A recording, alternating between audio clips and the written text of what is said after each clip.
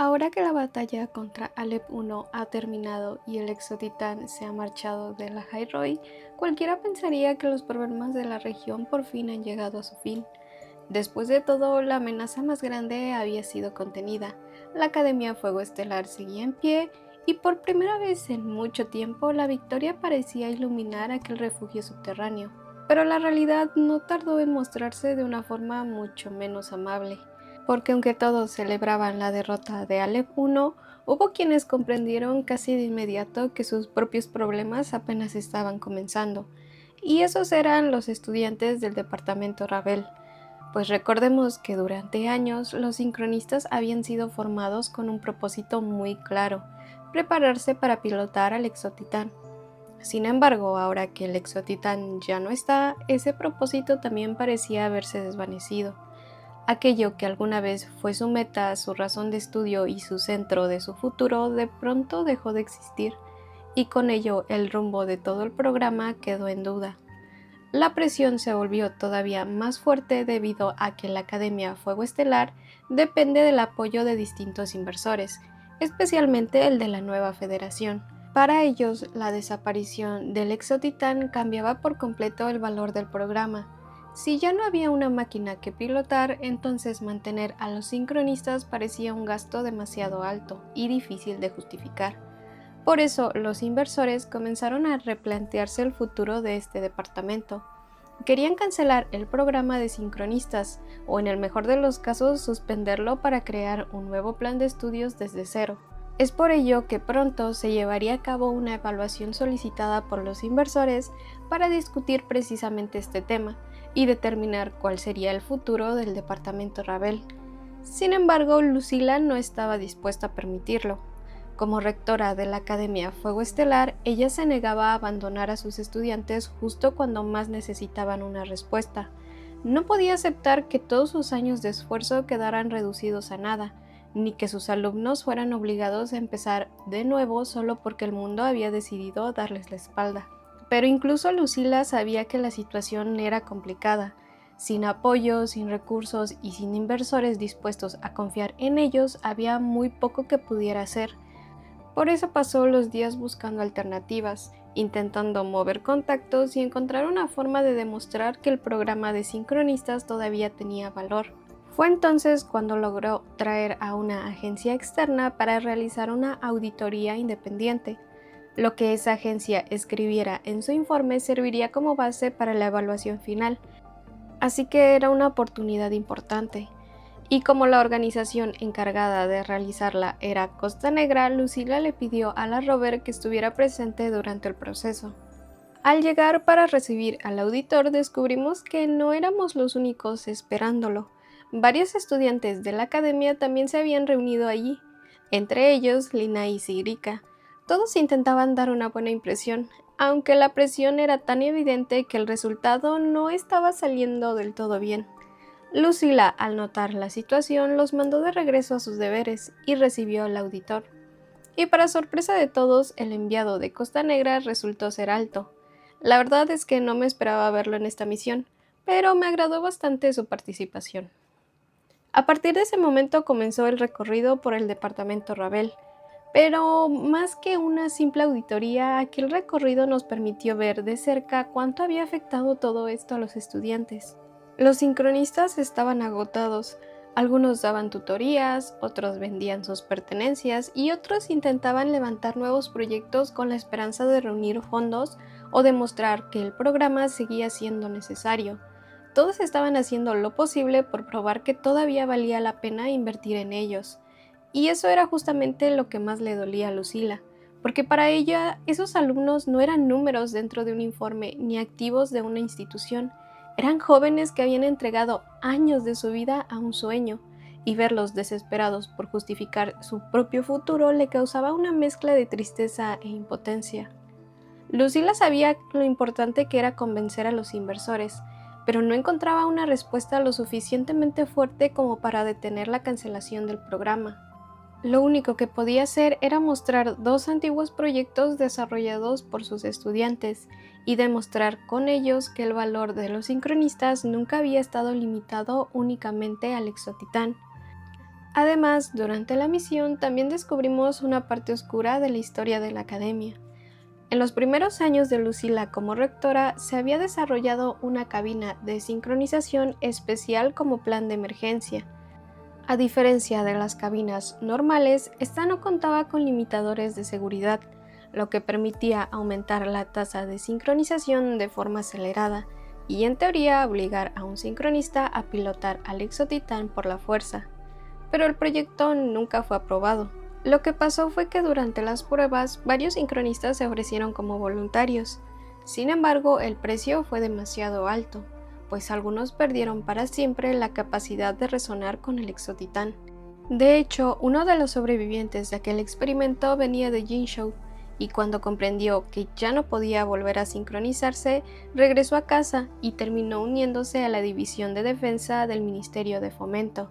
Allí, junto con sus compañeros, trabajó en el desarrollo de defensas contra la lluvia retroactiva. Y antes de abandonar la academia, lo único que pidió llevarse fueron unas cuantas láminas de material que estaban enterradas entre una pila de chatarra. Para cualquiera aquello no era más que un desperdicio, pero en sus manos terminó convirtiéndose en la base de un prototipo que más adelante ayudaría a proteger incontables vidas. Porque esa era una de las verdades que Lucila quería demostrar.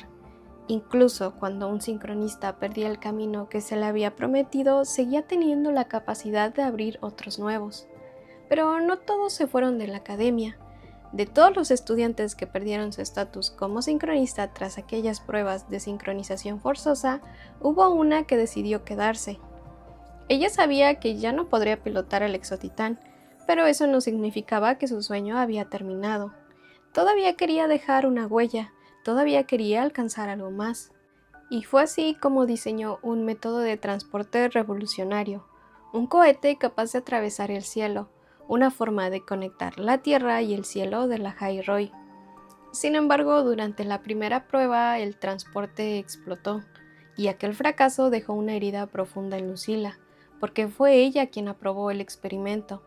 Durante mucho tiempo cargó con esa culpa, preguntándose si había empujado a sus alumnos hacia un sueño demasiado peligroso. Pero las memorias de aquellos estudiantes que aún permanecían dentro de su forte le permitieron entender algo distinto. Ellos no habían sido obligados a soñar, ellos habían elegido hacerlo, porque incluso sabiendo que el camino era incierto y que podían fracasar, habían decidido avanzar, porque su objetivo nunca fue simplemente pilotar una máquina, su verdadero sueño era alcanzar las estrellas. Finalmente llegó el día de la evaluación. La representante encargada de dirigirla comenzó dejando en claro la postura del comité. Según ellos, la pérdida del Exotitán constituía un fracaso del programa. La prioridad inmediata debía ser establecer un plan de compensación para los activos y estudiantes afectados, mientras que el programa de sincronistas debía terminar de inmediato, o como mínimo ser suspendido. Lucila, en cambio, respondió que deseaba que el programa continuara. Cuando le pidieron justificar esa decisión, ella presentó el modelo de un escudo diseñado para resistir la lluvia retroactiva. Explicó que aquel prototipo había acelerado significativamente el desarrollo de las defensas de Jinzhou y que al final esas defensas habían salvado incontables vidas durante la guerra contra Ovatrax. Lo más importante era que el material usado para ese prototipo originalmente no era más que chatarra, desechada de un experimento del Departamento de Ingeniería. Pero gracias a la formación de su diseñador y a la manera en que los sincronistas eran educados para ampliar sus horizontes y pensar más allá de una sola función, ese desperdicio se convirtió en una posibilidad real para la humanidad. Aún así, la representante consideró que era un caso excepcional. Impresionante, claro que sí, pero demasiado improbable. Desde su punto de vista, el costo-beneficio seguía siendo demasiado bajo. Entonces Lucila presentó el segundo proyecto. Mostró el prototipo de aquel transporte que una de sus alumnas había construido, el mismo que terminó explotando durante su primera prueba. Pero aquella tragedia no fue un fracaso vacío, pues meses después las teorías y componentes desarrollados en ese proyecto se convirtieron en una pieza fundamental para la construcción del ascenso estelar. Aunque su alumna había pagado con su vida, su sueño no desapareció con ella, se transformó en una base sobre la cual otros pudieron seguir avanzando. Por eso Lucila dejó claro que no todos los viajes de la humanidad tienen la victoria como meta inmediata. A veces, avanzar también significa dejar una señal para quienes vendrán después. A veces, incluso un fracaso puede convertirse en el primer paso de algo mucho más grande. También recordó que sus alumnos siempre supieron la verdad. Desde el momento en que se inscribieron, nadie podía garantizarles cuándo despertaría el exotitán. Nadie podía prometerles que algún día lograrían pilotarlo. Las posibilidades eran bajas y aún así decidieron estar ahí. Alto también intervino, señalando que muchos de los sincronistas graduados habían terminado formando parte de Costa Negra y que sus capacidades, disciplina y determinación eran excepcionales. La rover, por su parte, añadió algo aún más importante. El programa de los sincronistas representaba la búsqueda de una salida para la civilización, pues cuando se pensaba que el exotitán era la única opción, eran ellos quienes estaban preparados para pilotarlo, y ahora que el exotitán ya no era una alternativa viable, quienes seguían estando preparados para buscar un nuevo camino eran precisamente los sincronistas.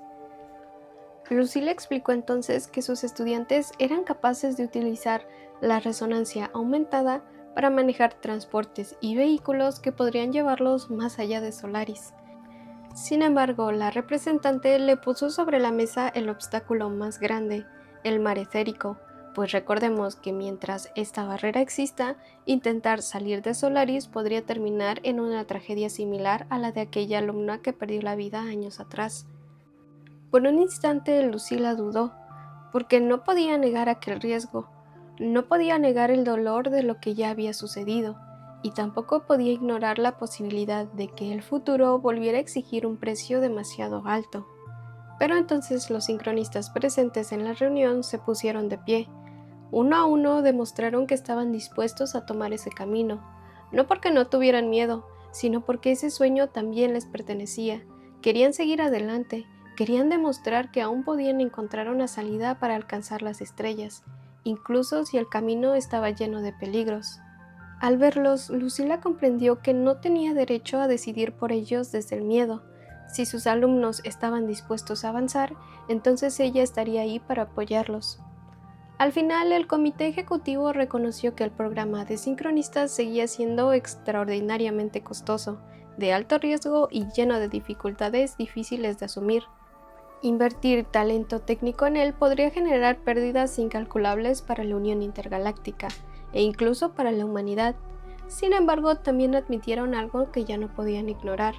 El programa había demostrado una posibilidad, una salida, un camino hacia aquello que la humanidad había estado buscando durante tanto tiempo.